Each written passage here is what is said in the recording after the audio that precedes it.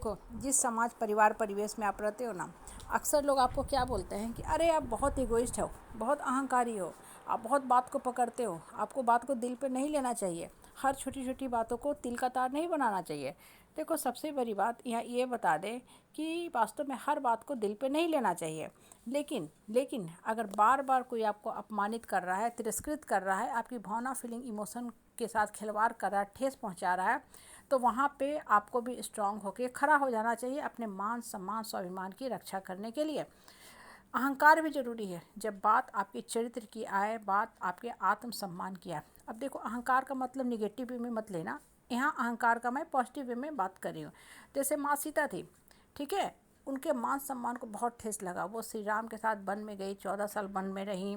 रावण भी उनको हरण करके ले गया, बहुत अपमान झेली, फिर वापस आई और सिर्फ धोबी ने बिना कुछ सोचे समझे कुछ गलत शब्द बोल दिया। उनके मान सम्मान स्वाभिमान को बहुत ठेस लगा। वो कोई सफाई नहीं दी, अपनी प्यूरिटी का फिर से कोई अग्नि परीक्षा नहीं देने गई, चुपचाप उठी, वन में चली गई, वाल्मीकि ऋषि मुनि के आश्रम में, और 2 सबसे श्रेष्ठ संतानों की परवरिश की, जो बाद में फिर आगे चल के राजा बने, अयोध्या की राजगद्दी को संभाले। तो उन्होंने कर्म किया। आज भी देखो, माँ सीता की पूजा होती है ना। वो एक बहुत ही भाग्यशाली, सौभाग्यशाली, आदरणीय स्त्री में गिनी जाती हैं। उनको माँ दुर्गा का अवतार माना जाता है, जगदम्बा का अंश माना जाता है। अब ये क्या बताता है? ये बताता है कि जब आपके साथ गलत सलूक होता है, बदसलूकी होता है, और भी बार बार हो रहा है, तो आपको रुक जाना चाहिए। वहाँ आपको मान सम्मान के लिए तलवार अस्त्र लेके खड़ा हो जाना चाहिए। इसको हम बोलते हैं सम्मान की रक्षा, अहंकार नहीं बोलते हैं।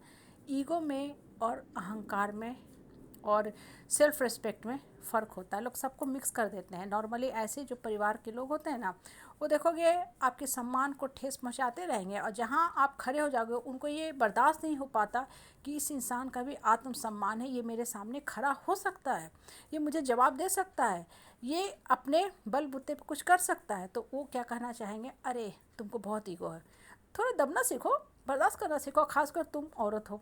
तो ये सारी बातें क्या होती है ना, कि आपको कुचलने के लिए कही जाती है, आत्मबल को गिराने के लिए, मनोबल को ठोकर पहुंचाने के लिए, कि भाई आप मेरे टुकड़े पे पले रहो, जो हम कहें वो करो, मेरे हर बात को मानो, अपनी इच्छा, डिजायर, ड्रीम सबको छोड़ दो, और जैसे हम रखे वैसे रहो, तुमको मेरी हर बात माननी है। इनफैक्ट वो इनडायरेक्ट वे में, साइलेंट वे में आपको ये करें, तुम एक काम वाली, नौकरानी, दासी, गुलाम, स्लेव बन के, मेरे आज्ञाकारी गुलाम बन के रहो, मेरे किसी भी बात का मत उठाओ, मेरे किसी भी बात पे क्रॉस क्वेश्चन मत करो, प्रश्न मत करो, और हम जो कहें वो तुमको करना ही करना है।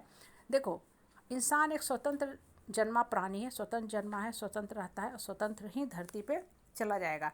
कहने का मतलब क्या है ना, कि आपको जीवन में क्या करना है, नहीं करना है, ये डिसीजन लेने का पूर्ण रूप से हक है। सामने वाला बातें कर रहा है, ठीक है, लेकिन कोई ज़रूरी नहीं कि किसी की हर बात हम मान लें। हमको जो सही लगेगा हम वही करेंगे। और हर इंसान जब अपने इच्छा के हिसाब से डिसीजन लेता है ना लाइफ का, तो खुश रहता है, हैप्पी रहता है।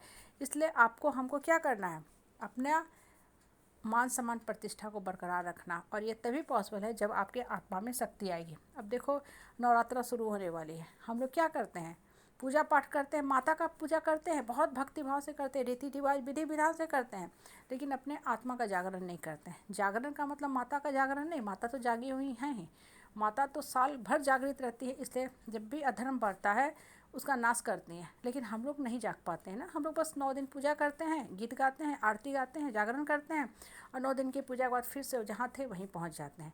अगर भक्ति भाव से आप 9 दिन जागरण करते हो, तो आपके अंदर की शक्ति जागृत हो जानी चाहिए।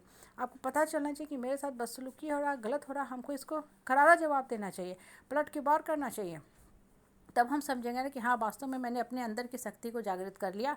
माता को जगाने की तो कोई ज़रूरत है ही नहीं, पूरा ब्रह्मांड माता के आंखों के सामने से होकर गुजर रहा है, सिर्फ हम आंखें बंद किए रहते हैं। जैसे कबूतर जो होता है ना, खतरे को देख के आंखें बंद कर लेता है, खतरा नहीं टलता, उल्टा कबूतर के ऊपर खतरा और ज़्यादा बढ़ जाता है।